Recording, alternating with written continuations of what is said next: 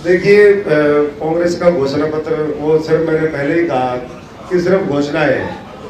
पहले भी वो घोषणा पिछली बार भी की थी, एक न्याय योजना। मैं पूछना चाहता हूँ, वो जो न्याय योजना की बात उन्होंने करी थी पिछले घोषणा पत्र में, जहाँ कांग्रेस की सरकारें आई, क्या लोगों को न्याय मिला? आजादी के बाद लंबे समय तक देश के साथ अन्याय करने वाले, देश का शोषण करने वाले, देश को लूटने वाले लोग क्या वो न्याय दे सकते हैं? ये मेरा सवाल है। तो इसलिए मुझे नहीं लगता कि आज उनके घोषणा पत्र को देखने की आवश्यकता है। आज आवश्यकता है तो संकल्प से सिद्धि तक का रास्ता, वो हमें सब लोगों को मिलकर के तय करना है। और मैं उम्मीद करता हूं कि हम सब लोग, हमारे पार्टी का नेतृत्व भी यहाँ पर बैठा है, मीडिया के साथी भी हैं, अगले 35-40 दिन के अंदर हम हरियाणा के हर घर तक पहुंचे, खास तौर पे सिरसा के एक एक व्यक्ति तक जो हमारा संकल्प है उसको हम लेकर के जाएं, उसको कन्विंस करें और उसको भविष्य में प्रेरित करें कि इस लोकतंत्र को मजबूत करने के लिए वो भारतीय जनता पार्टी कमल के निशान और नरेंद्र मोदी जी के साथ जुड़ा। आपने सबसे पहले पूछा कि भाई महंगाई और रोजगार के बारे में।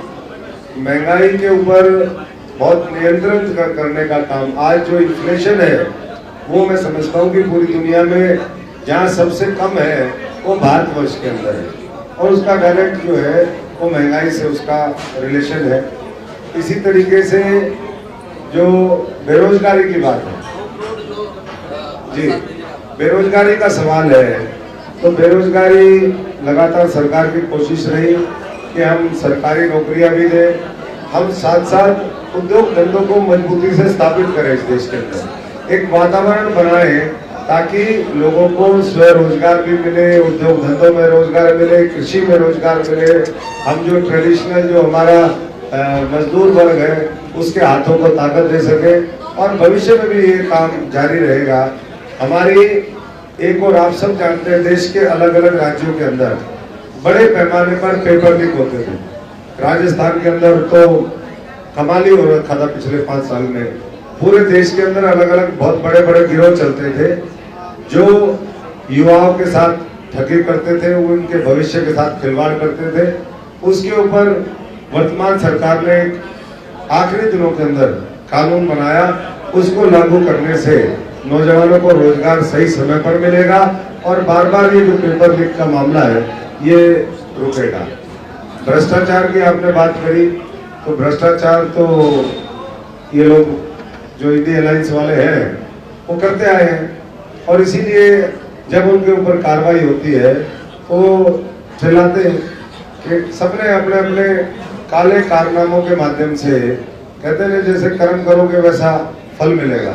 तो इन्होंने जैसे कर्म करे हैं, आज जेलों में इनकी बुकिंग है, एडवांस बुकिंग चल रही है। तिहाड़ में 2 नंबर, 3 नंबर, 7 नंबर, 1 नंबर, ऐसे बहुत से लोगों की और एडवांस बुकिंग चल रही है। कब कब किसका नंबर आएगा वो न्यायपालिका और जो है एजेंसीज वो तय करेंगी।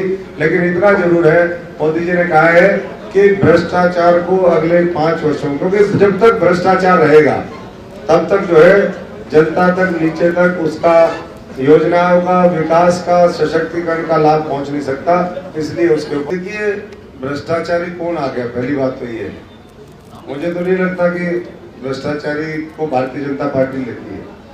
भारतीय जनता पार्टी पूरी तहकीकात करके कर्मठ, देश के लिए समर्पित, देशभक्त, ईमानदार लोगों को लेती है। देखिए, अगर किसी के ऊपर कोई साबित ही नहीं हुआ तो मैं समझता हूँ कि उसको हम भ्रष्ट कह दें, ये ठीक नहीं है।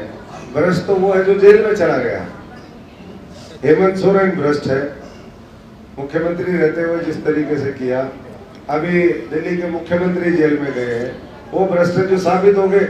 नहीं तो न्यायपालिका ऐसे ही तो ना है कि न्यायपालिका जो है वो उसकी हिरासत बढ़ा दी जाती है कि रिमांड के इसको बढ़ा दीजिए। यहाँ इस देश के अंदर आज भी मैं समझता हूँ कि न्यायपालिका बहुत मजबूत है, सशक्त है, और कोई गुंडागर्दी, कोई अंधाराज नहीं चल रहा है। कानून का राज है और कानून के राज में कोई कानून से बड़ा अपने आप को समझे तो ये उसकी गलतफहमी है, जिसको मैं समझता हूँ कि समय रहते उसको ठीक करना चाहिए, नहीं तो जेल बैठी है। डॉक्टर साहब, तिहाड़ क्या दिल्ली वालों के लिए है? हालांकि इंडिया गठबंधन हरियाणा में भी है, क्या हरियाणा से कोई नेता भी तिहाड़ की सैर करेगा? देखिए, ये तो समय बताएगा कौन क्या है, क्योंकि अपनी जो प्रक्रिया है, लेकिन अभी 10 वर्ष हो गए हैं। इसी इंडी अलायंस में बहुत से ऐसे घटक दल हैं जिन्होंने उस समय की सरकार जो 10 साल की थी, यूपीए की सरकार, उसके बारे में बहुत कुछ बोला, बहुत कुछ दस्तावेज दिए। अब 10 वर्ष हो गए, 10 वर्ष के बाद कहीं ना कहीं कार्रवाई तो धीरे धीरे होगी ना उनके ऊपर। अब कब होगी, किसके ऊपर होगी, ये तो एजेंसीज बता सकती हैं। भारतीय जनता पार्टी का इस तरह की उसमें प्रक्रिया में कोई दखल ना होता है और ना मैं समझता हूँ कि कोई होना चाहिए।